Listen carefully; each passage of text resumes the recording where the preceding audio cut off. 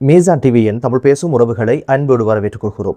ஒரே குடும்பத்தைச் சேர்ந்த 5 மரண தண்டனை தீர்ப்பாக வழங்கப்பட்டதால் பெரும் பரபரப்பு. வயிற்றுக்குள் மறைத்து 10 கோடி பெறுமதியான போதைப் பொருளுடன் 2 வெளிநாட்டு பிரஜைகள் அதிரடியாக கைது செய்யப்பட்டனர். மரணித்த முன்னாள் போலீஸ் மா அதிபரை லஞ்ச ஊழல் ஆணைக்குழுவினர் விசாரணைக்காக ஏன் அழைத்தாங்க என்ற பல்வேறு செய்திகள் தான் இன்றைய பதிவு. வாங்க வீடியோக்குள்ள போகலாம், விரிவாக பார்க்கலாம். தாய், தந்தை மற்றும் 2 புதல்வர்கள் உள்ளிட்ட 5 நபர்களுக்கு எதிராக இப்போது கம்பஹா மேல் நீதிமன்றம் மரண தண்டனையை தீர்ப்பாக வழங்கியது பெரும் அதிர்ச்சியை உண்டு பண்ணிருக்கு. இவர்களுக்கு எதிராக முன்வைக்கப்பட்ட குற்றச்சாட்டு என்ன அப்படின்னு பாத்தீங்கன்னா, ஒருவரை படுகொலை செய்தமை, 3 பேருக்கு எதிராக படுகொலை செய்வதற்கான முயற்சிகளை எடுத்தாங்க அப்படின்ற குற்றச்சாட்டுல தான் இப்போது இந்த குற்றங்கள் சந்தேகத்துக்கு இடமின்றி நிறுவப்பட்டதன் காரணமாக கம்பஹா மேல் நீதிமன்றத்தினுடைய நீதிபதி ரஷ்மி வெங்கப்புலி அவர்கள் குறித்த 5 நபர்களுக்கு எதிராக மரண தண்டனையை இப்போது தீர்ப்பாக வழங்கியிருக்கிறாங்க. இந்த குற்றச்செயலுடைய பின்புலம் என்ன, பின்னணி என்ன அப்படின்னு பாத்தீங்கன்னா, 2001ஆம் ஆண்டு ஆகஸ்ட் மாதம் 31ஆம் திகதி அளவுல குருநாகல் வெலகதர பிரதேசத்துல குறித்த கும்பல் ஒரு வீட்டுக்குள்ள அத்துமீறி கத்தி, வாள், கற்கள், அதுபோக தடிகளின் ஊடாக அந்த வீட்டில் இருந்தவர்கள் மீது அதிரடியான தாக்குதல்கள் மேற்கொண்டதுல திருமணம் முடிக்காத ஒரு இளைஞன் படுகொலை செய்யப்பட்டதோட 3 பேர் படுகாயமடைந்த சம்பவம் தான் பதிவாகி இருந்தது. இந்த ஒரு விடயம் குறித்து போலீசார் விசாரணையை நடத்தி சட்டமா அதிபர் திணைக்களம் குற்றப்பத்திரிகை தாக்கல் செய்திருந்தாங்க. ஒருவரை படுகொலை செய்தமை, 3 பேரை படுகொலை செய்வதற்கான முயற்சி எடுத்தமை என்ற குற்றச்சாட்டின் கீழ் தான் இவர்களுக்கு எதிரான குற்றப்பத்திரிகை தாக்கல் செய்யப்பட்டது. குறித்த வழக்கு நீண்ட காலமாக விசாரணைக்கு உட்படுத்தப்பட்டு கிட்டத்தட்ட 25 ஆண்டுகள் இந்த ஒரு வழக்கு நடந்து வந்த சூழ்நிலையில தான் 5 நபர்களுக்கு எதிராக இப்போது மரண தண்டனையை தீர்ப்பாக வழங்கி இருக்கிறாங்க. பாதிக்கப்பட்ட தரப்புக்கு நீதி கிடைச்சிருக்க அப்படின்ற ஒரு ஆறுதலும் இருக்கிற சூழ்நிலையில் தான் ஒரே குடும்பத்தை சேர்ந்தவங்க மரண தண்டனை கைதிகளாக இப்போது சிறையில் அடைக்கப்பட்டது பெரும் அதிர்ச்சியை உண்டு பண்ணிருக்கு. ஒரு தவறு செய்வதற்கு முன்னால, ஒரு குற்றத்தை இழைப்பதற்கு முன்னால இந்த குற்றத்துக்கான தண்டனை என்ன, அதை அனுபவிக்க முடியுமா, அதை எதிர்கொள்ள முடியுமா என்ற ஒரு சிந்தனை வந்துட்டா நிச்சயமா அந்த தவறை செய்வதிலிருந்து மனிதன் விலகிக் கொள்வதற்கான வாய்ப்புகள் இருக்குது. என்றோ ஒரு நாள் இவைகள் விசாரணைகளாக வழக்காக வந்தியாக விசாரணைக்கு உட்படுத்தப்பட்டு தவறுகள் செய்தவர்களுக்கான தண்டனை கிடைக்கும் என்பதில் எந்த சந்தேகமும் கிடையாது என்பதுதான் இந்த ஒரு விஷயம் நமக்கு சொல்லுகின்ற ஒரு விஷயம். நேற்றைய தினம் 10 கோடி பெறுமதியான போதைப் பொருட்களோட 2 வெளிநாட்டு பிரஜைகள் கட்டுநாயக்க விமான நிலையத்தில் வைத்து சுங்க போதைப் பொருள் தடுப்பு பிரிவினரால் அதிரடியாக கைது செய்யப்பட்ட சம்பவம் பெரும் பரபரப்பை ஏற்படுத்தியிருக்குது. இந்த 2 பிரஜையில ஒரு பிரஜை யார் அப்படின்னு பாத்தீங்கன்னா, மலேசியா நாட்டிலிருந்து இலங்கைக்கு வந்தவர் 9 கோடி பெறுமதியான கொக்கைன் போதைப் பொருளை, கிட்டத்தட்ட 1 கிலோ 816 கிராம் அளவிலான போதைப் பொருளை சாக்லேட் வடிவில் குழிகளாக அதை தயார் செய்து சூட்சுமமான முறையில் தமது பயணப்பட்டியல மறைத்து தான் இதை கடத்தி இருக்கிறாரு. அதிரடியாக ஆசாமியை கைது செய்து எங்கிருந்து வந்தாரு, எதற்காக வந்தாரு, யாருக்கு இதை ஒப்படைக்க போறாரு, இதுக்கு முதல் இது போன்ற விஷயங்களை செஞ்சிருக்கிறாரா, அந்த நபர்களெல்லாம் தேடி கண்டுபிடிச்சு உள்ள வைங்கய்யா அப்படின்ற மாதிரி இப்போது சுங்க திணைக்களத்தினர் இவரை போலீஸ் அதிகாரிகளிடம் ஒப்படைச்சிருக்கிறாங்க. மேலதிக விசாரணையும் மேற்கொள்ளப்படுது. அதுபோக மற்றொரு நபர் யார் அப்படின்னு பார்த்தீங்கன்னா, அங்கோலா நாட்டைச் சேர்ந்த 54 வயதுடைய பெண்மணி 1 கோடி பெறுமதியான கொக்கைன் போதைப் பொருளை கடத்திய சந்தர்ப்பத்தில் தான் அதிரடியாக கைது செய்து விசாரணைக்கு உட்படுத்தியிருக்கிறாங்க. இந்த பெண்மணி எப்படி சிக்க கொண்டாங்க அப்படின்னு கேட்டீங்கன்னா, சக்கர நாட்காலியில ஒரு நோயாளி போல ரொம்ப கஷ்டத்தோட வந்திருக்கிறாங்க. விமான நிலையத்தினுடைய முனையத்தில் சந்தேகத்துக்கு இடமான முறையில் அவருடைய நடவடிக்கை இருந்ததன் காரணமாக பெண்மணிக்கு நோயோ என்னவோ தெரியல, ஹெல்ப் பண்ணலாம் அப்படின்னு சொல்லி சுங்க திணைக்களத்தினுடைய போதை தடுப்பு பிரிவினர் அணுகி பேசி விசாரணையை நடத்தியிருக்கிறாங்க. நடத்தியதுல தெரிய வந்த ஒரு விஷயம் இவர் ஒரு ஆசிரியை அப்படின்னு சொல்லி அங்கோலாவிலிருந்து எத்தியோப்பியா எத்தியோப்பியாவிலிருந்து கட்டார் கட்டாரில் இருந்து இலங்கைக்குள்ள அவ சேர்ந்திருக்கிறார். அவருடைய பயண பொதியில இருந்து கிட்டத்தட்ட 14 கொக்கையின் போதைப் பொருள் குழி வடிவில் செய்யப்பட்டு மறைத்திருந்ததை கண்டுபிடிக்கிறாங்க. மேற்கொண்ட விசாரணையில தான் அவர் சொல்லியிருக்கிறார், தனது வயிற்றுக்குள்ள இன்னும் பல குழிகள் இருக்குதையா, எப்படியாவது வெளியெடுத்துருங்க அப்படின்னு சொன்னதுக்கு இணங்கத்தான் உடனடியாக போலீசாரிடம் இவ ஒப்படைக்கப்பட்டு நீர்கொழும்பு வைத்தியசாலையில் அனுமதிக்கப்பட்டு கிட்டத்தட்ட 33க்கும் அதிகமான கொக்கையின் குழிகளை வைத்தியர்கள் வெளியெடுத்திருக்கிறாங்க. ஒருவேளை வெடித்து சிதறி இருந்தால் உயிராபத்து நிச்சயமாக வந்திருக்கும்.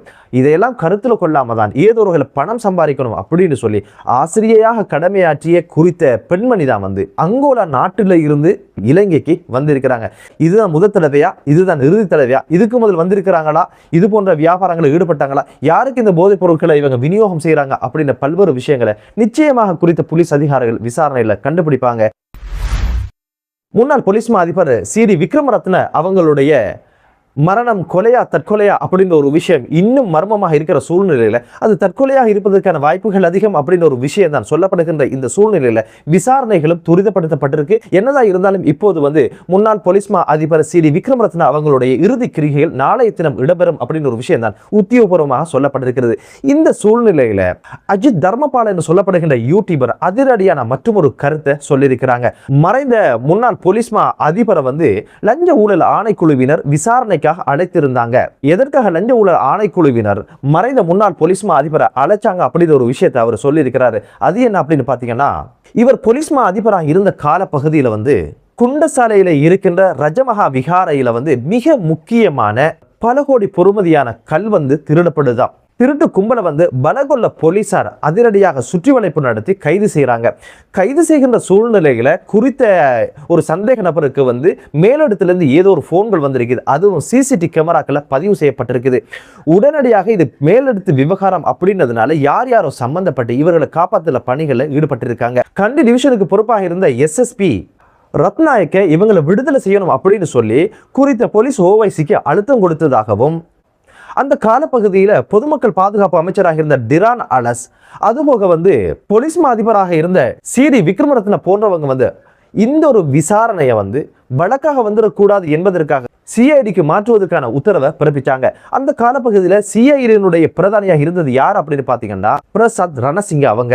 பிரசாத் ரணசிங்க அவங்க ஒரு விசாரணை அதிகாரியா போட்டு விசாரணையை நடத்தி இருந்தாங்க. குறித்த அதிகாரி விசாரணைகளை துல்லியமாக செய்து கொண்டு செல்லுகின்ற சூழ்நிலையில தான் அதுக்கு முட்டுக்கட்டையாக பிரசாத் ரணசிங்க குறுக்கே நின்றிருக்கிறாரு. காரணம் என்ன அப்படின்னு பார்த்தீங்கன்னா, அதில் கைது செய்யப்பட்ட ஒரு நபர் குண்டசாலை பிரதேச சபையினுடைய உறுப்பினர், முட்டுக்கட்சியினுடைய ஒரு உறுப்பினராக இருந்திருக்கிறார். இந்த ஒரு திருட்டு சம்பவம் யாருக்காக நடந்திருக்கு அப்படின்னு பார்த்தீங்கன்னா, கெஹலி ரம்புக்வெல்ல மற்றும் அவருடைய மகன் ரமித் ரம்புக்வெல்ல இவங்களுடைய வேண்டுகோளுக்கு இணங்க இந்த ஒரு கல் திருடப்பட்டிருக்கு அப்படின்ற ஒரு விஷயம் தெரிய வந்ததுனால தான் இத்தனை நபர்கள் சம்பந்தப்பட்டு இந்த ஒரு விஷயத்தை எப்படியாவது மூடி மறைக்கணும் அப்படின்னு ஒரு நிலையில இந்த ஒரு விசாரணையை நடத்தினாங்க. சிஐடியினர் குறித்த கல் கெஹலி ரம்புக்வெல்ல வீட்டில் இருக்குது அப்படின்னு சொல்லி விசாரணைக்கு அங்கு செல்கின்ற போதும் அங்கு சோதனை நடத்த வேண்டாம் என்ற ஒரு தடை உத்தரவை முன்னாள் சிஐடியுடைய பிரதானி பிறப்பிச்சிருக்கிறாரு. அதுபோக இந்த ஒரு விஷயத்துல இவர்களை கைது செய்யப்படக்கூடாது, ஏதோ ஒரு வகையில வழக்கு விசாரணை அப்படிங்கிற ஒரு விஷயம் நடத்தப்படணும், ஆனா இவங்க யாருமே சம்பந்தப்படக்கூடாது என்பதற்காக குற்ற பத்திரிகையில கல் பற்றிய விவகாரங்கள் எதையுமே உள்வாங்காமலே வெறுமனே சாதாரண ஒரு கல்லாக அது இருக்கிற மாதிரி அந்த ஒரு விசாரணையை நடத்தி முடிச்சாங்க. இந்த ஒரு வழக்குல கிட்டத்தட்ட 2500 தொடக்கம் 5000 வரையிலான தண்டப்பணம் விதிக்கப்பட்டு குறித்த சந்தேக நபர்கள் விடுதலையான சம்பவம் பதிவாகி இருந்தது. இதுக்கு பிறகு என்ன, 2026ஆம் ஆண்டு மார்ச் மாதம் 1ஆம் தேதி முன்னாள் சிஐடியுடைய பிரதானி பிரசாத் ரணசிங்கிய லஞ்ச ஊழல் ஆணைக்குழுவினர் அதிரடியாக கைது செய்து விசாரணைக்கு உட்படுத்தினாங்க.